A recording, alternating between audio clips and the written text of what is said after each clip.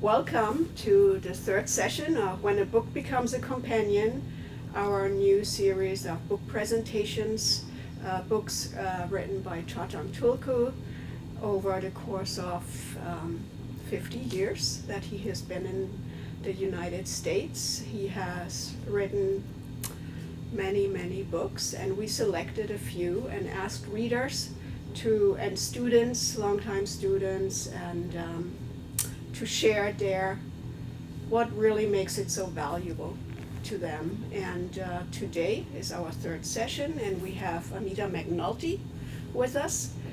Welcome. And she's gonna talk and share her experience with Knowledge of Freedom, a book that was first published in 1984. And maybe you start with just letting us know how you got to know the book, how you got introduced. So, thank you. Okay, thank you, Renata. Hi, welcome everybody. So I first had contact with Rinpoche's teachings in 1982. I had stumbled across a book of his earlier, many years earlier, in a bookstore, but for formal teachings it was 1982, and there was a small institute in Boulder, Colorado that offered classes in Kumne, and I just dived in as soon as I contacted it. It was just the right thing for me. So in 1984, I really wanted to come closer to the source, which at that point was Nyingma Institute in Berkeley. And they were offering a 4-month residential retreat that was based on what had been called the Human Development Program that Rinpoche himself had taught in the 1970s. I wasn't fortunate enough to be on the scene while Rinpoche was still teaching, but this was a reworking of the Human Development Program in a 4-month residential retreat, and it was taught by Arno Maitland, who was then the Dean of Nyingma Institute. And we had lots of practice. There was a group of 10 of us. It was a very international group. We did 4 months of exploring, tons of practice, meditation, kumne, visualizations, and so on. It was very rich. We did a lot of reading, especially Gesture of Balance was a big book for that course, but also Hidden Mind of Freedom, the Kumne book, Openness Mind. And then towards the end of our retreat, Arno announced that Rinpoche was coming out with a brand new book, and he was going to create a 2-month retreat. So those of us who wanted to stay on into the new year and do this 2-month retreat based on this book that everybody would be reading for the first time at the same time, that we should stay. So I did, and that book was Knowledge of Freedom.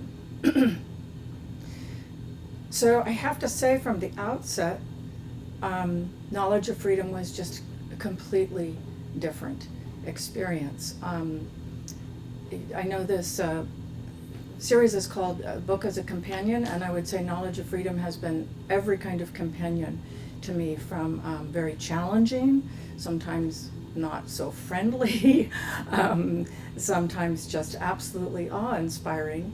But in the 2 months I'm so grateful that we dug into this book together, I really explored a different level of Rinpoche's writings, and this book turned out to be the beginning of a series that went on to be called Mind and Self, that includes dimensions of mind and revelations of mind, and possibly others that I may not be aware of. But he writes in the preface that this book evolved from conversations. Rinpoche had been in the country long enough by then, and enough contact with so many different peoples of different backgrounds, and working with Western students primarily, that these were essays that evolved out of a lot of the discussions that he was having with students, and they sound like very far-ranging discussions as well.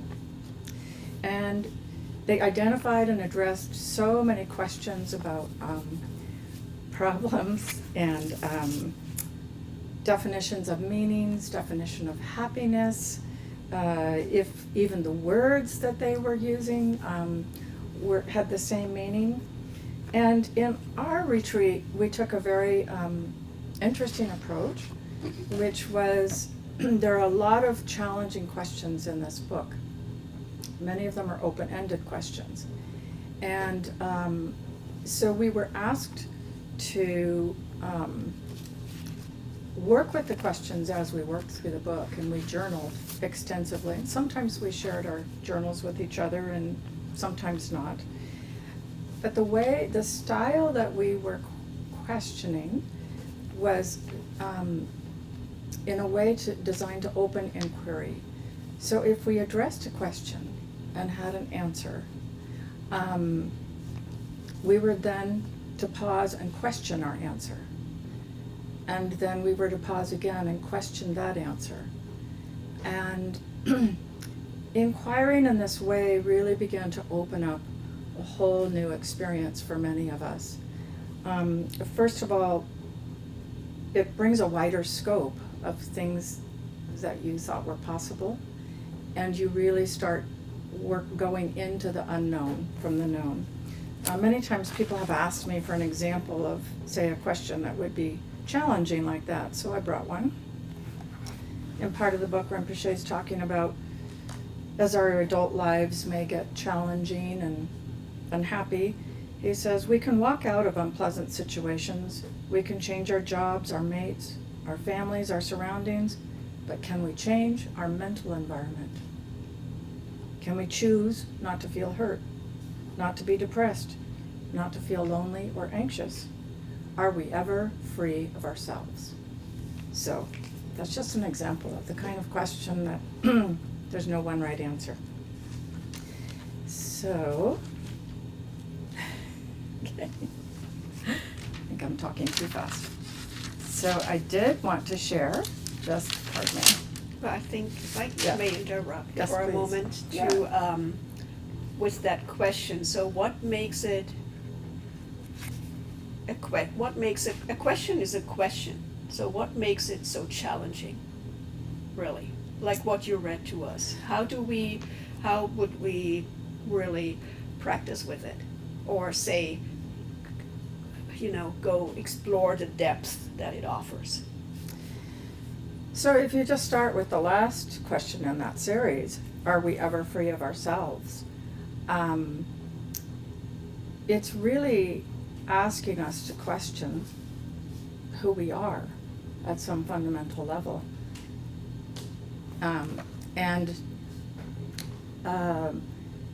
He proceeds through the book to talk about this at length.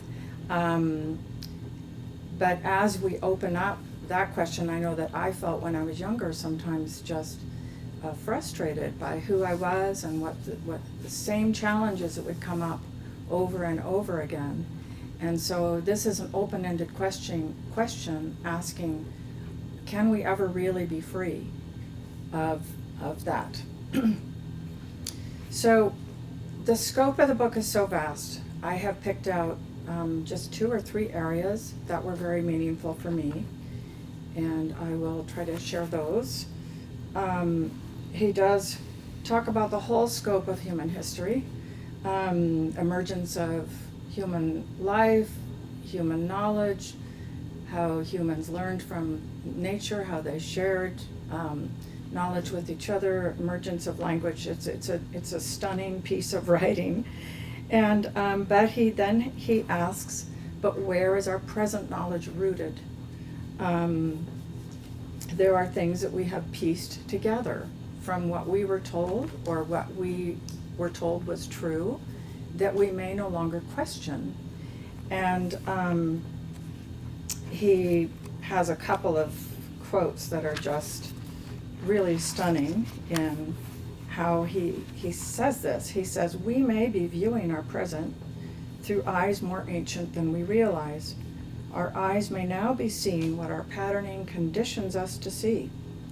Our minds may be resolving discrepancies in our experience with thoughts and concepts that we unquestionably accept as truth. And in another place he says, right now we seem to be walking backward into the future, interpreting all we do with views and concepts that are rooted in the past. So he questions this. And if I had to highlight one essay, one chapter that really speaks very strongly to me, it would be chapter 3, Questioning Mind, where he really asks us, what reference points are we using? And here is a quote from there. To begin to know something new, we must first realize that there is something that we don't know. The impact of this on me overall was to see that what I had been told was defined as ignorance in Dharma teachings or Buddhist teachings it suddenly made sense to me. That ignorance was not a personal failing or something that I should blame my parents or society for or feel inadequate about, but that it was pervasive and very impersonal. And it was really based on a lack of understanding. In a beautiful passage, he talks about the questions that we ask as children when our minds are still very fresh and new and we're seeing the world without a lot of conditioning yet. We ask very, very deep questions. Where did I come from? What happens when we die? Why does the world exist? And he says that we learn pretty young that these questions are either we get very pat answers that maybe don't sound quite true, or they make the adults around us just very uncomfortable, or they think it's cute, and so they laugh at our questions. But these are real questions when we're at that point in our life. So he really talks about inquiry is the ticket. And I do have a few quotes I just have to share. Can't say it better than him. He says, open inquiry is the basis of all our freedoms. We are accustomed to inquiring of others, but why not begin to inquire of ourselves? Questions we ask ourselves have an evocative quality that calls for response. Those that seem most unanswerable keep the gates of our mind open the longest. In this openness, we might find new insights into the significance of being human. So the second part that I was very, very drawn to, I'm very interested in psychologically, emotionally based kinds of studies, and he has a whole huge part on human development that is quite rich. We did a lot of autobiographical work in our retreat. I think we spent maybe a month of the two on what turned out to be autobiographical work, untangling our histories. In these chapters, he talks about from babyhood, the years that we're children, the years that we're teens, what he calls the years of our prime, and then our waning of our lives. And I realized as I was preparing this that when I took that first retreat, I was in the years of my prime, and now I'm in the waning of my life. So it's given me the chance to really read it completely differently. But he talks about the layers of conditioning that life presents to us, the pressures, the confusions, how we attempt to make sense of life as children. We learn to copy what's acceptable. It's for our own survival. In order to get love and acceptance, we learn certain things are okay, certain things are not, and by the time that we're adults, we may have lost touch with some of our deeper aspirations. And I would just say that if anybody has any questions, as I did when I first encountered these teachings about what is self-image work, because that term used to really confuse me, you could really find a lot here in the chapter where he describes our growing up years, and then in particular a chapter called Layers of Conditioning, where he talks about how it all comes together and how we often adopt a strategy that we may not even be aware of for living our lives. And he discusses different strategies. And he invites us to explore this all without judgment. So that's just so important. It's an open-ended exploration. It's a questioning, and an open-ended questioning. And it's with compassion. And at some point he also says, if we understand ourselves with compassion, then we will understand others, because others are in this same, unknown. He also talks a lot in that section about how we learn to look outside of ourselves for fulfillment. But one of the most striking chapters for me is called Gateway to Knowledge, chapter 17. And there he really brings us this idea that we cannot really understand or come to grips with our situation without facing the one reality that we know is really true, which is the fact that we will die.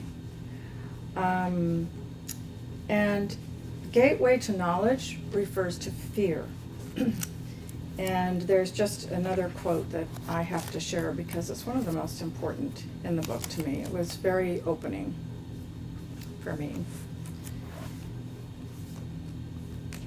He talks about that we would like to live as if life were, as if death were not a reality, but if we did approach it as reality, what if we had a day to live?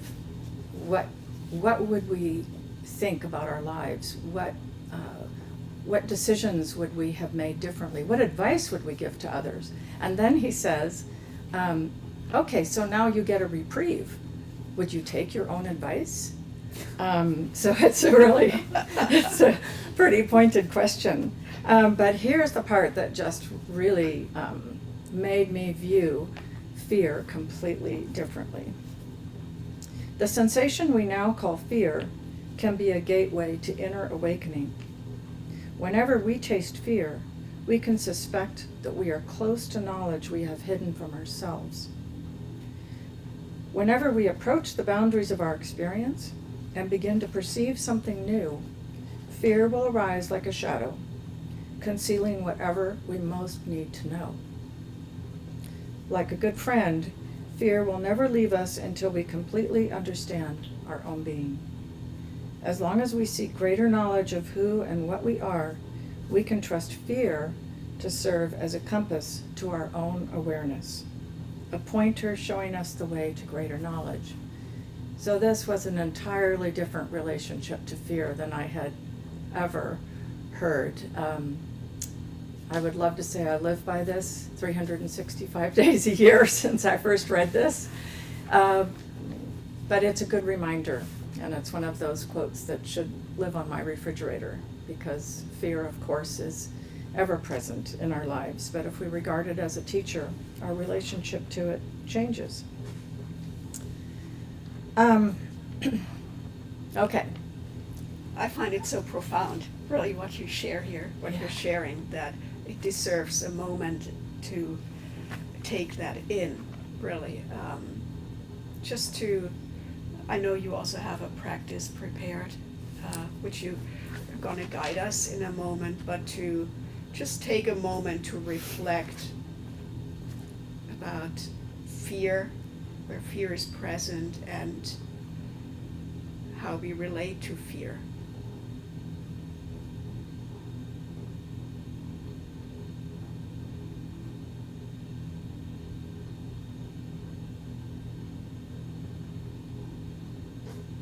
Do we turn away? Do we try to ignore it? Do we, or do you, do I really, when do we look at it as a teacher?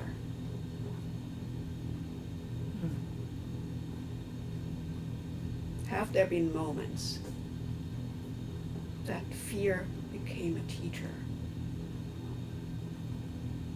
And what happened?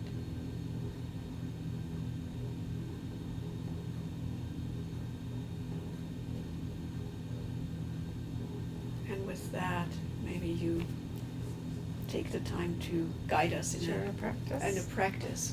Okay.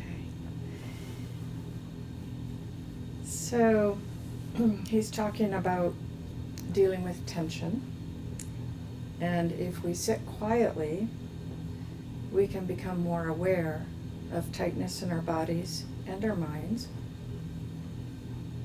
But we can use this awareness to start tapping the energy that is in the tension.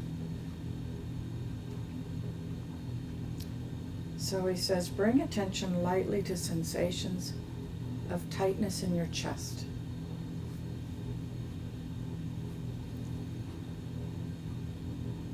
If it helps you to put your hand on your chest, that may be good. You might feel the beating of your heart.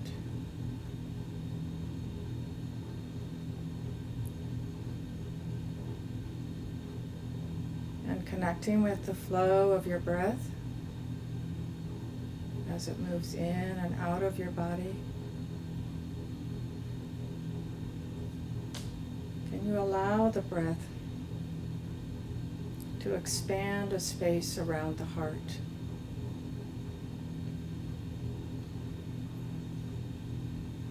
So the flow of the breath can expand a space around the heart.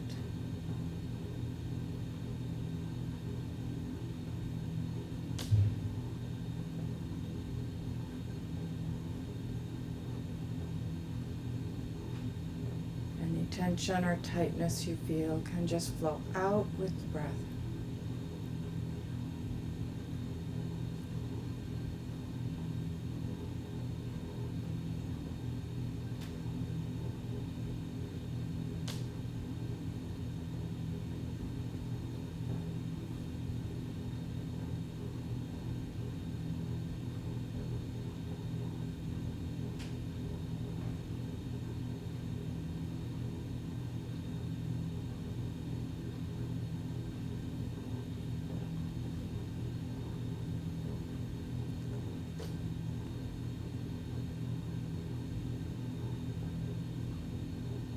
He says, with each outflow of the breath, the tension can flow out into space.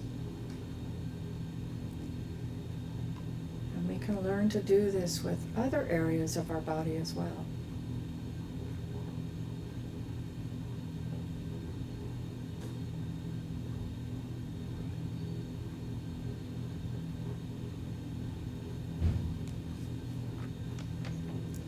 Okay, so I will, for me it's not the best venue for relaxing. We can take, just saying. We can take that tension. Yes. And work with it. Work with the tension. With the tension and the fear that spikes through. Thank you. So, I do just have one more quote that I really need to read. Okay. He says, whatever our sources for meaning and value in our lives, we can expand them endlessly by grounding ourselves in knowledge. Every situation brings potential benefits. Each moment can be laden with meaning. We can begin this instant to invite knowledge into our lives by observing our own experience. We do not need to wait for the right time to prepare for some special moment or to hold back from what life continually presents to us. In knowing we need greater knowledge, we automatically prepare an open place to receive it. As we maintain receptivity by observing and questioning our experience, knowledge will respond to our invitation as naturally as rain fills an open bowl. So, okay. There's so much more in the book that other people have covered in so many ways, but I invite you to explore this treasure, really, and find some of the meaning that is possible for us to exercise. Thank you, Anita, All right. for sharing. So heartfelt and warm, really, how I feel now. And one thing is that I feel it's really, we do this series just to, we would like to sell more books, but it's really, I feel so profoundly it's to share the teachings, to make the teachings that Rinpoche presents in his books and that you've now shared also with us to make them accessible, discoverable and accessible. And so I feel this is a very special moment right now that we do this. And I want to open also to questions if Dan or Alexei, Dan has a question. This is the moment. Yes, I don't know if we have enough time to really get into this, but I'm wondering, like, if Rinpoche was going to write another chapter to this book, you know, do you think that would be appropriate? Would you encourage one? What would it be if there was another chapter to this book? Well, I have two answers to that. One is that I do believe with Dimensions of Mind and Revelations of Mind, he did continue with this book and went deeper into some of the things he wanted to say. But my other answer is that I'm currently in a wonderful Knowledge of Freedom class. It'll be the 4th Knowledge of Freedom class I've taken that's being co-taught by the Dutch Center and the Berkeley Center with Elske van Hulst and Avi Blum. In there we explore Knowledge of Freedom from an entirely different angle and bring in other of Rinpoche's early writings in particular. But there was one chapter in particular where Rinpoche was talking about kind of patterns, making predictions from patterns that he could already see in our world. And many of us had the same experience, which was we kept going back and looking at the copyright and going, this was written in 1984, and yet he talks about everything that is happening today. It's all right there. And everybody had the same reaction, like, oh my goodness. So that might be the chapter. I'm sorry, I cannot remember offhand which chapter it was. But so to answer your question. Thank you. Yeah, it does. It sounds like a very complete book, you know, very rich. Thank you. Yeah.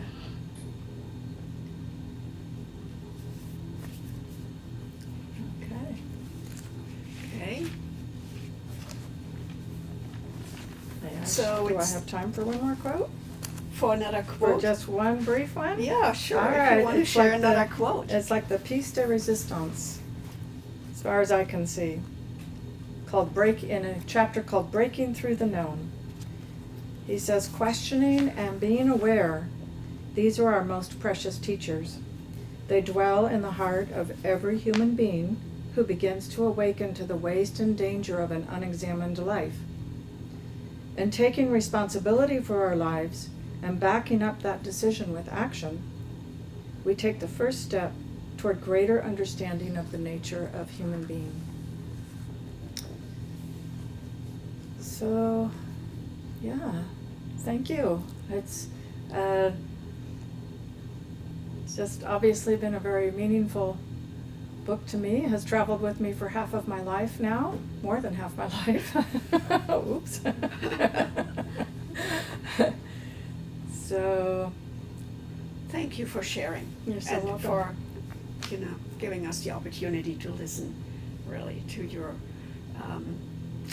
what you value, the treasure it has become, really, over in your life, and to your life, and the inspiration you draw from it, and I feel it's really the moment to revisit. So I read it years ago, and it just inspires me, and often with Rinpoche's books you can open anywhere, really, and just this is the point to dive in. So I'm inspired to do that, and I hope you too, and I also hope that you join us again next week when Ralph McFall, we have will talk. We have a 4th book presentation, and he will talk about the Crystal Mirror series, and particularly about Crystal Mirror 4. And he has started a new series talking about a new perspective on problems, and which is really refreshing. I mean, it's a fresh perspective, and I feel it's very inspiring too. And one of the quotes he dedicated his talk to was drawn from Crystal Mirror 4, one of Rinpoche's early essays.